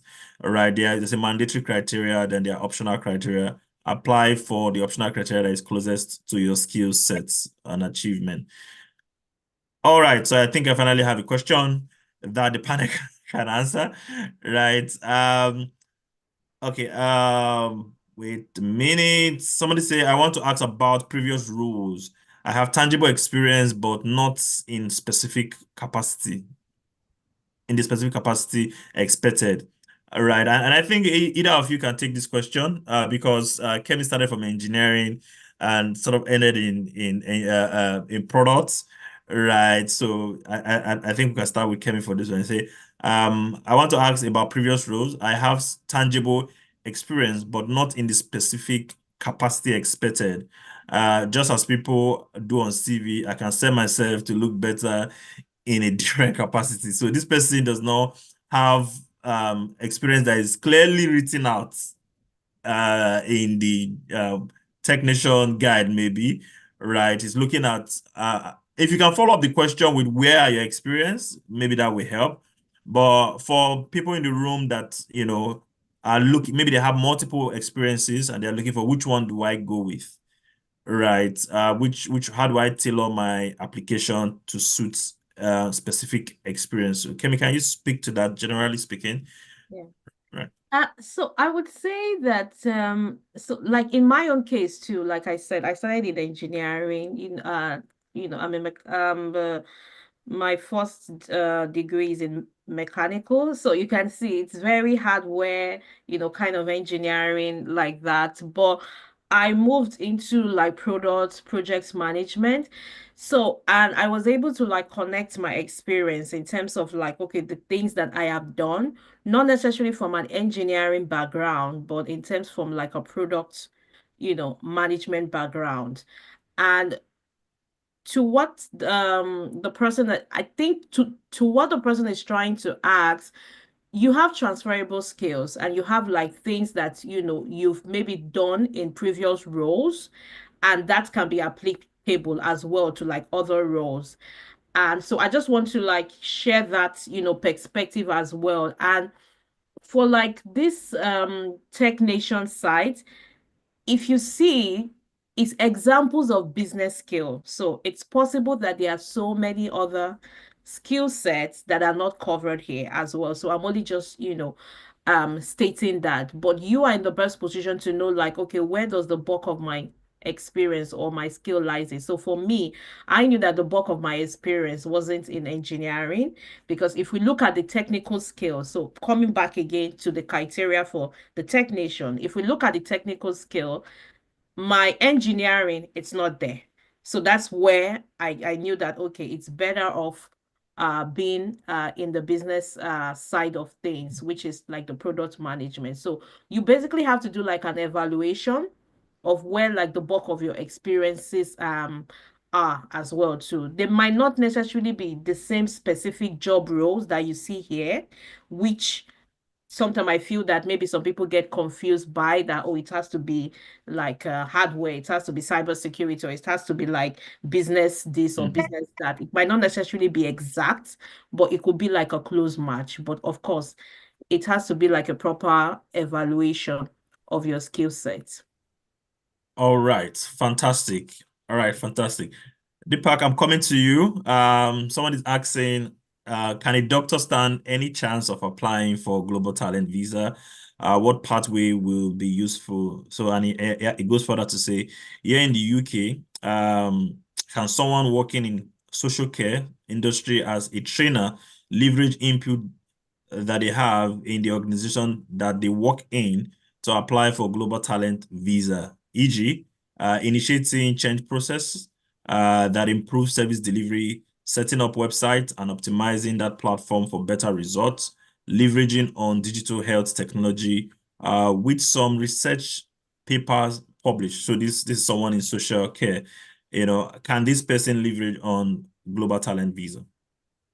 Yeah, I'll answer this question second. First, I'll answer the previous question, which is Paul. I think there are two things that I would like to say. One is that the technician has a bias towards recency, and obviously they say it very specifically that the recent experiences is more valuable. So if you bring out some experience which is really, really old, then it probably falls out of the window of their judgment. So try and build an application which favors recency, not too recent, but it should be a track record, consistent track record of 5 years or so. The other thing is, I do not remember the guideline saying specific anything specific capacity. All the capacities that they mention on the website are examples. It does not mean that that is the exhaustive list. This is possibly in the assumption phase that I was talking about, that Paul has thought about that, okay, this is something that they need, I don't have it. My question is, no one in the guidelines has ever said that we only need these things. What they have been very specific about is what they don't need, which is these are the specialisms. If you follow that, we will not endorse it. Outside of that, everything they will endorse. So I do not know where he's saying examples of specific capacities. Maybe he's talking about specialisms, then that's a different thing. But uh, if he's in a exempted specialism, like meaning the specialism that don't qualify, then no one can help him. But otherwise, he can always, pick and choose. Do not go by. There's no specific anything. Now, in terms of the question that Esther asked, there is everyone can apply for the global talent visa. There is no you can apply, you can't apply. I think from my understanding, you don't even have to be in the UK. Forget doctor. You don't even have. I don't think they mentioned that you have to be even a graduate. You can apply. You can apply without any formal degree. You can apply. I think you can apply with by being a doctor. They have not said anything. So do not create new guidelines in your mind if they have not said it. As far as I understand, doctor can definitely apply, and the work that they have mentioned, all of it is a great, sort of basis for a story. Initiating change processes that improve service delivery, fantastic. Setting up website, I'm not sure about this because I think that may come up, could be an innovation point. Optimizing platform for better results could be an impact point, could be an innovation point. Leveraging on digital health technology, definitely there. Research papers is actually a evidence in itself. Yeah. So everything that Esther has mentioned here actually fits in some or the other criteria. So please break the shackles in your mind. Everything is allowed. Unless they say this is not allowed, do not assume that, okay, my story does not fit. This is exactly what I was trying to tell you earlier. All right, thank you. Thank you. Do not assume, do not write your own guidelines. Right. Read the guidelines, right, and apply. It's open. Just there are specific industry or specification that they don't look at. One of them is consulting. So if you're in the consulting space, it's tricky, but every other you can apply. So we have a question from the community, and any of you can take this. My company has been has put me on notice for redundancy, and I am on a skilled worker visa. Is it possible to switch to the global talent visa within 2 months? I'm also trying to find a new job that will offer sponsorship. Any tip on finding a new job? Right. So this person's company has placed them on redundancy, right? And you know what it is. Once they let you go, you have less than I think 60 days or 90 days to leave the country.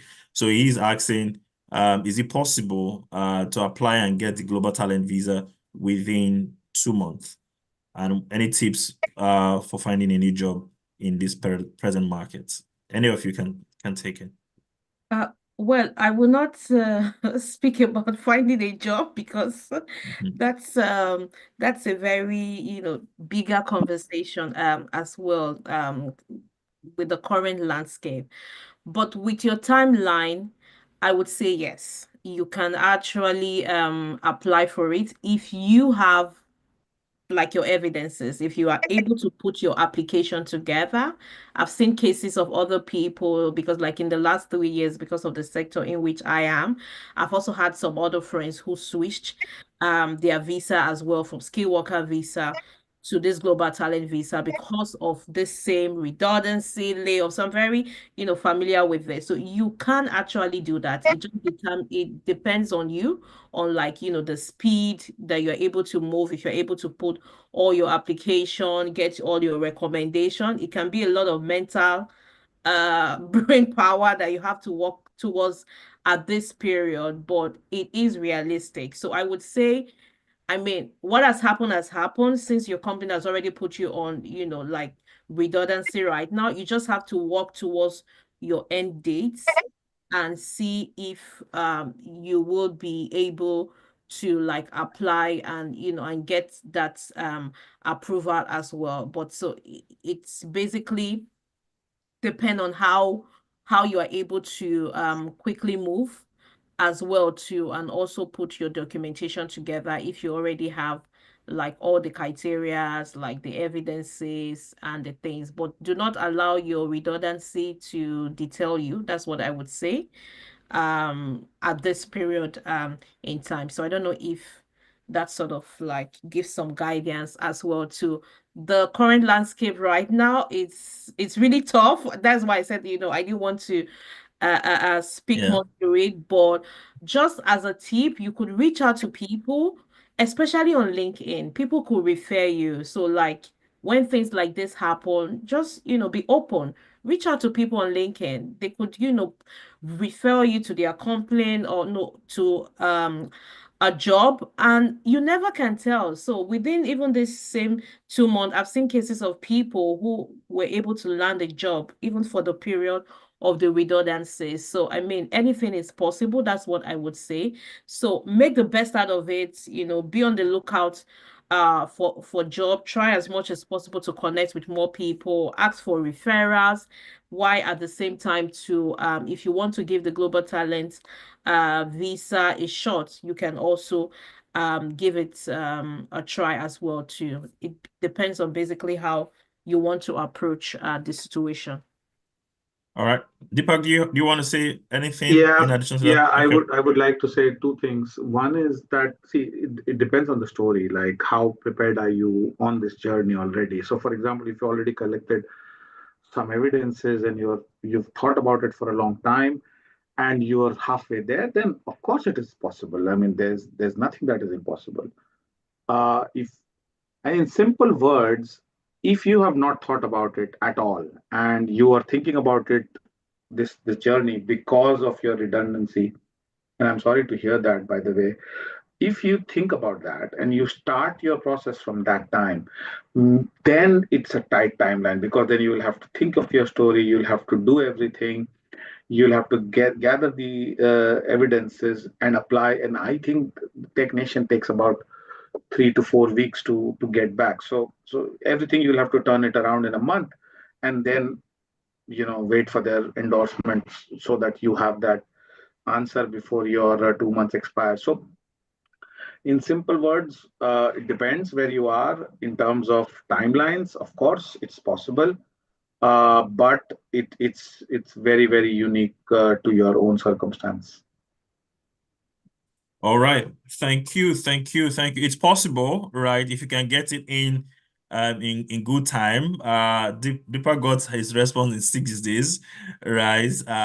We know someone that got his response in 3 days, right? Then someone else got their response in, I think, 2 weeks, right? So that part you cannot control, but the part that you can control, is to put in your application as fast as possible and put in a solid application, put in a solid story, and talk to people, leverage on resource that you have available.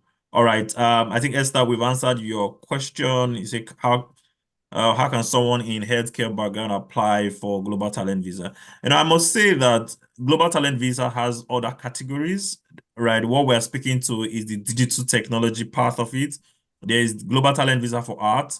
There's Global Talent Visa for art and culture, for literature. There's one for research, right? So if you have published papers in major journals, you can use those publications to apply for global talent visa. But we're speaking specifically for digital technology, people that have built products or people that are building products or working in the tech space, generally speaking. Right, and that's what we're speaking to today. So if you're a doctor, I just want to go back to that conversation.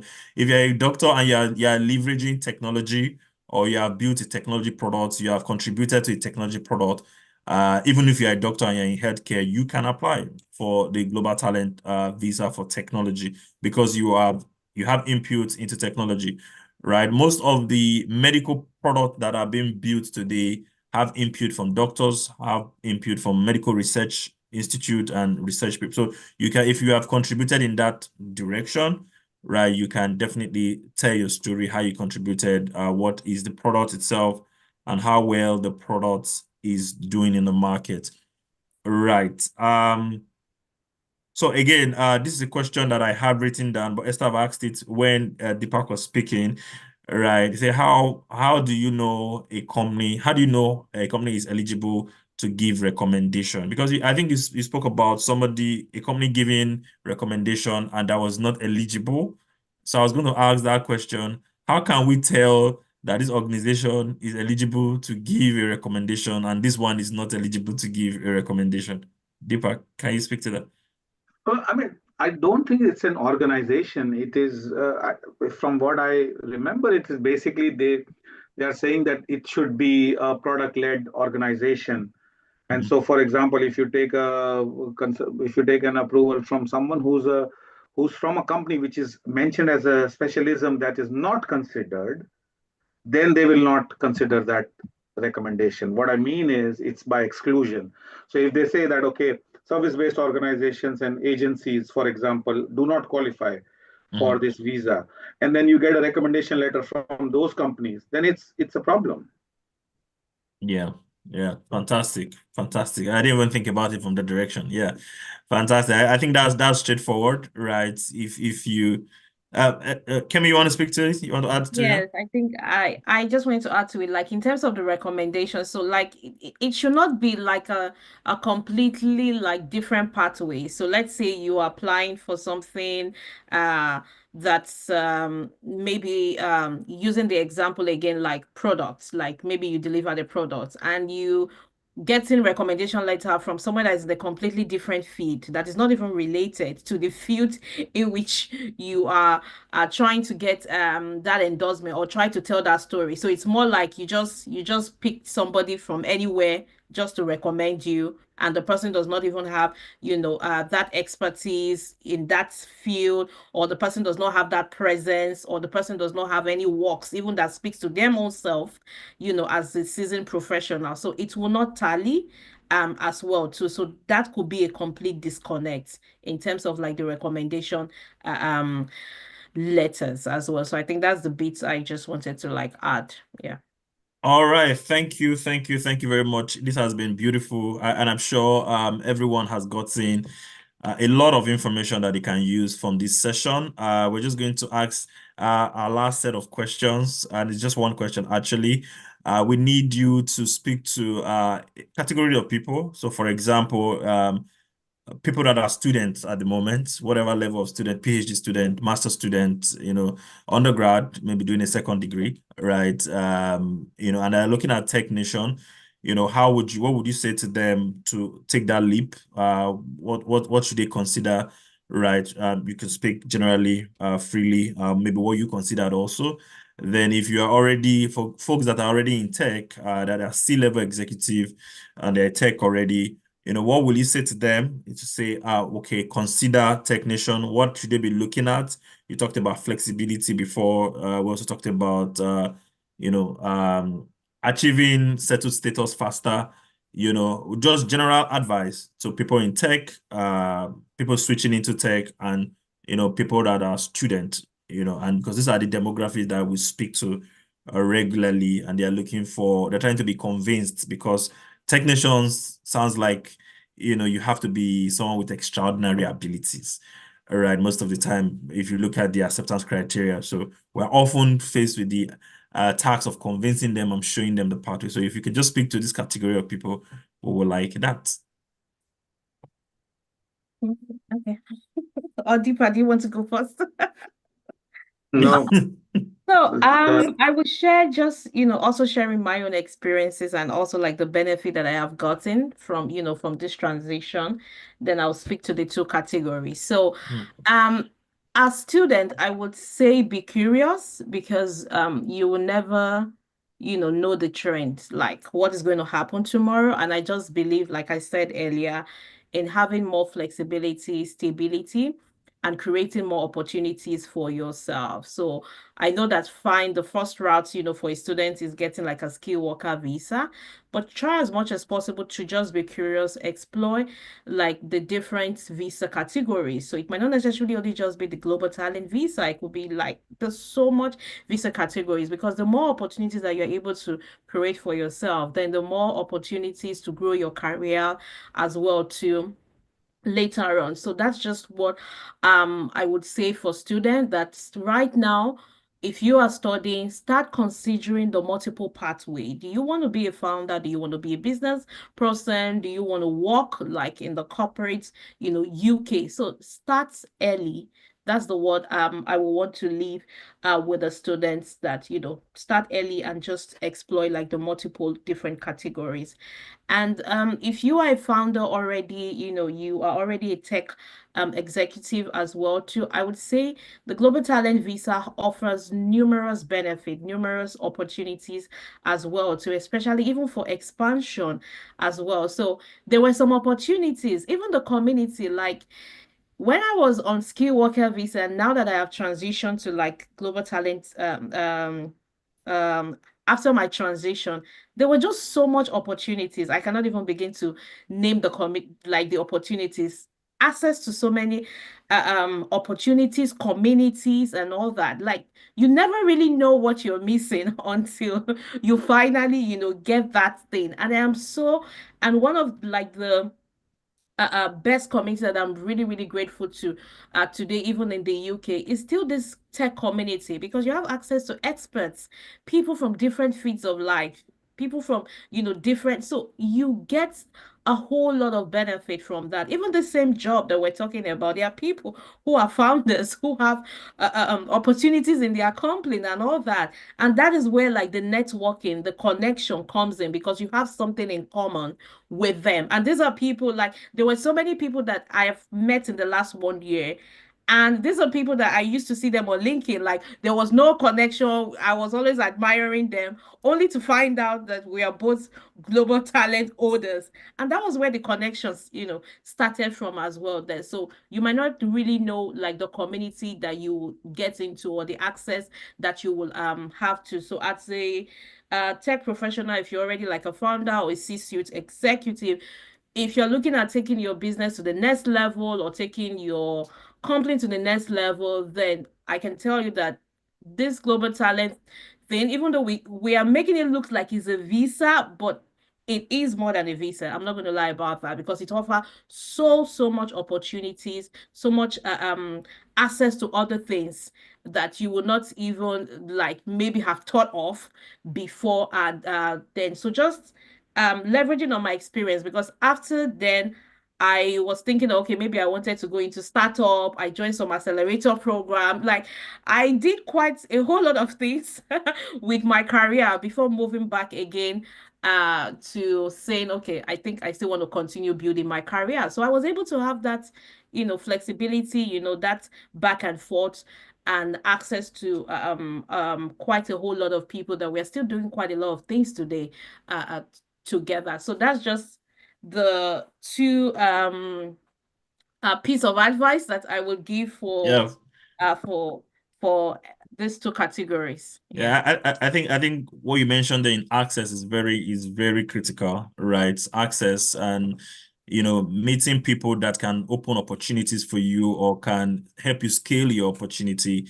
It's something that you find in communities, and the Technician offers you multiple communities to be part of. Something you might not have in the skilled worker sector, right? If I can put it that way, because I don't think skilled workers have communities, it's just independent contributors. Yeah. But for Technician, it gives you that community that gives you access to multiple opportunity. All right. Deepa, do you want to say something now? If you could just summarize the question, I was distracted for a second there when you So asked originally. so the questions are: they are student, PhD student, master student, BSc student. Some of them, they are trying to convince themselves to say global talent is the way to go. So what would you say to, such category of people? And they are C-suite executive, startup founders, outside of the UK now, and some of them within the UK who are also thinking, you know, should I go for technician or should I just, stay on, any other visa that they have at the moment? So those are the two questions. What would you say to those categories of people? See, technician is a fantastic, rather exceptional talent visa in digital technology. Is a very liberating visa, which gives you flexibility and freedom to do many other things, and you get a faster pathway. But it may not be the right visa for you. So there is no right or wrong answer. It is just whether you've lived your story like that in how you've arrived at this point. Maybe that is the visa that can take you forward. Maybe it's not. So you'll have to decide which story is the right story for you in terms of what you want to do next. Uh, in terms of whether you know I mean, digital technology, or like you rightly said, Moody, there are various exceptional talents. So I know people who got endorsed as architects. I know someone who got endorsed in arts, and they're all exceptional talents. Same visa, same everything. It's just the endorsing body has changed. So it's not necessary that you have to go on the digital technologies side. You can go on, for example, architect is Reba. There is a global talent visa in engineering as well. Actually, Royal Academy of Engineering endorses that. There are others in science and arts, like I said. So it depends on what it is. And please understand that visa is just a route to sort of make this country as your home, and that can happen multiple ways. It There is no right answer. You can choose your own story. You can make your own path in terms of what fits your story the best. Even within technician, for example, various combinations of evidences will still get you to the same place. It's very, very subjective to your own story. So yeah, uh, my final advice is, like, I mean, start.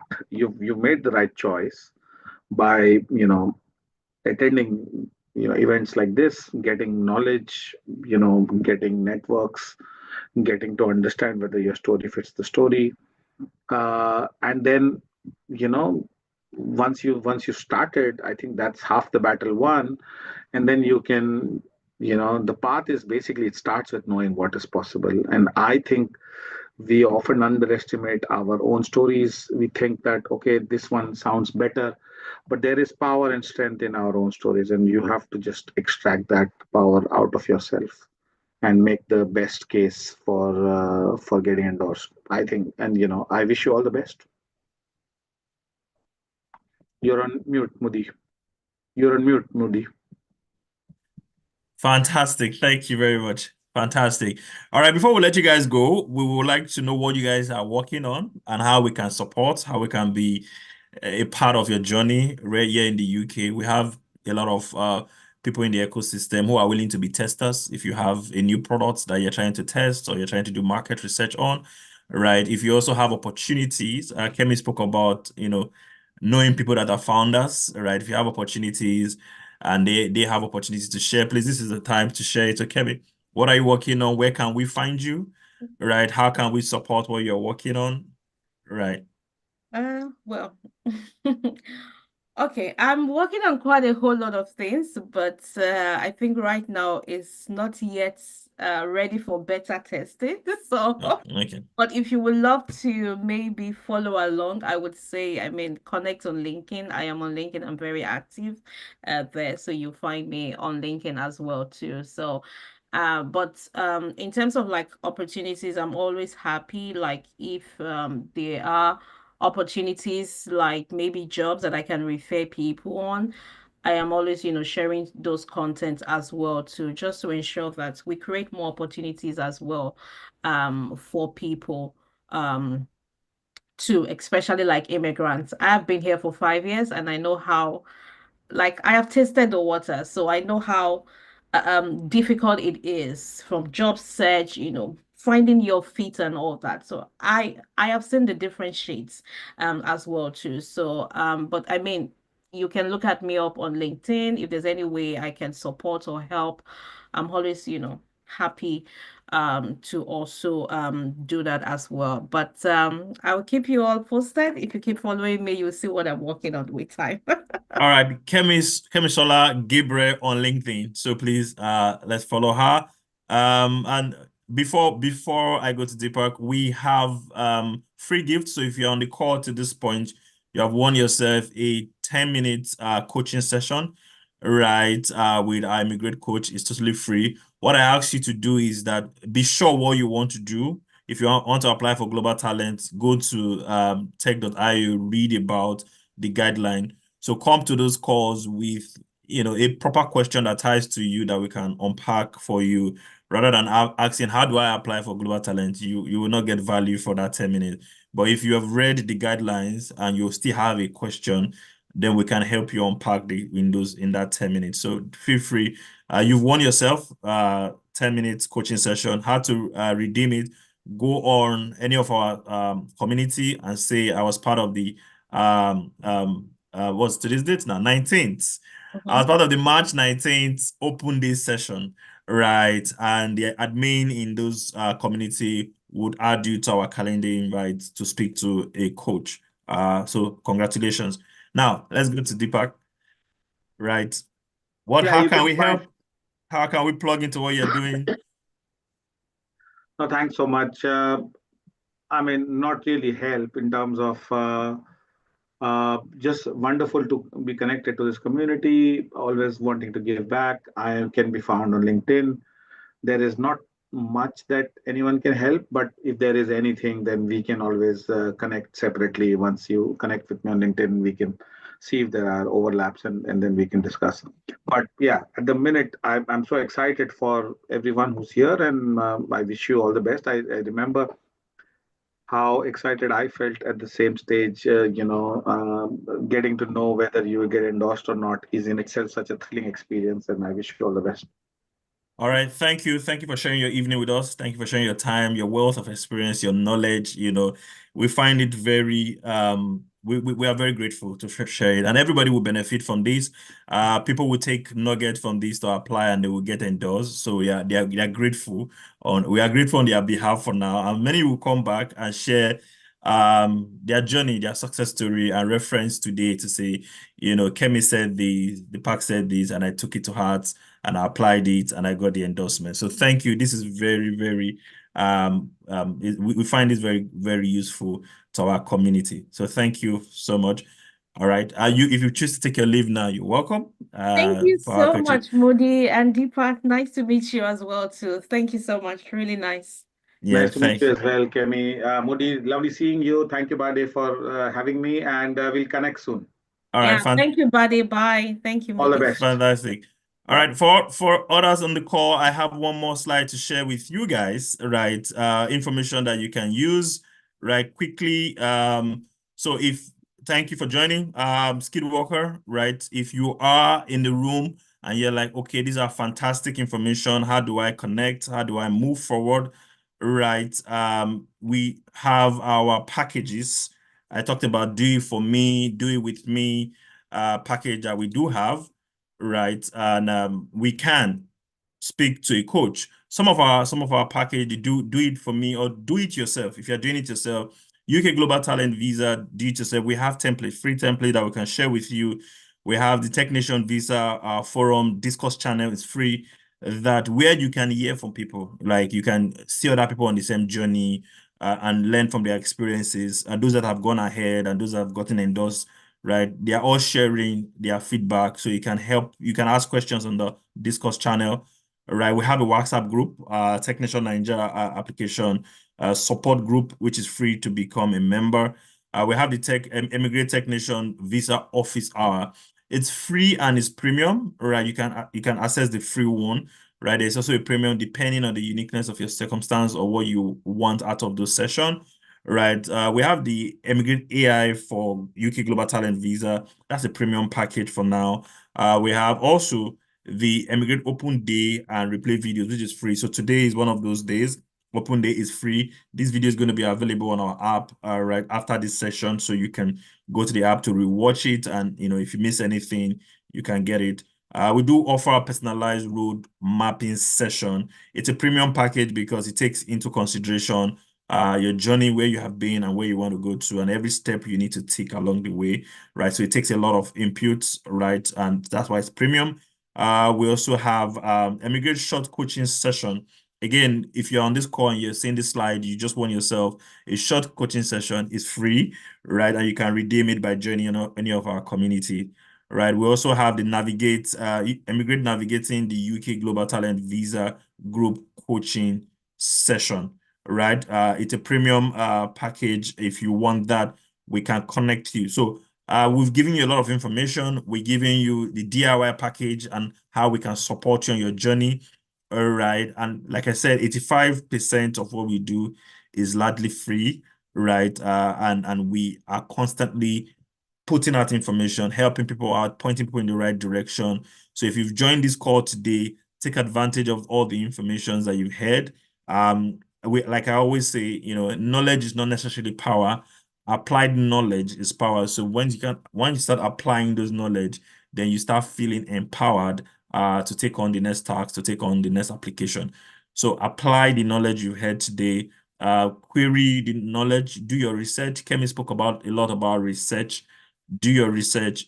Deepak spoke about joining a community, discuss, join our community, join any community, but join a community of like-minded people who are headed on the same journey as you, so that you guys can share and also tell your story, leverage on the strength of your story, connect with people that can extract the power in your story for you, right? And put out your application, apply today.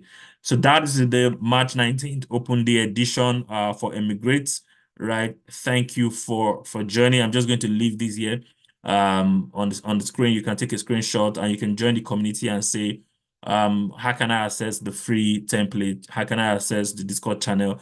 We will tell you, we'll point you in the right direction. To join the community, we dropped the links on the chat. So just go click on any of the links and it will take you to any of the community that you want to join. Anyone that's most convenient for you. All right. Thank you very much. We have a lot of information on our social platform. We have a lot of information on our app. We have the referral programs ongoing. If you refer people, you stand a chance of winning 35 pound. All right. If you refer anybody on the platform, terms and conditions do apply. All right. We have Settled in the UK package ongoing. We have several information on our app that you can leverage. We have videos, resource on the app that you can take advantage of in terms of when you are applying or you choose to apply for any of the visa routes. We speak to Canada, we speak to the US, we speak to Australia, we speak to the UK. When I say we speak to tech visas in Canada, tech visa for the US, tech visas for UK, tech visa for Australia, tech visa for France, and a lot of the digital nomad visas. We have coaches who have walked the path. This is not head knowledge coaches. They have actually applied for these visas and they've gotten it, and they're not sharing their experience to help coach people on the same path, right? So that's why having this community is unique, and that's why we invite you to be part of the community. All right, till we meet again, thank you very much. Do have a lovely rest of your day, and do well to join our community, and also do well to follow our speakers on LinkedIn. They shared their names so you can follow them on LinkedIn. See you guys same time.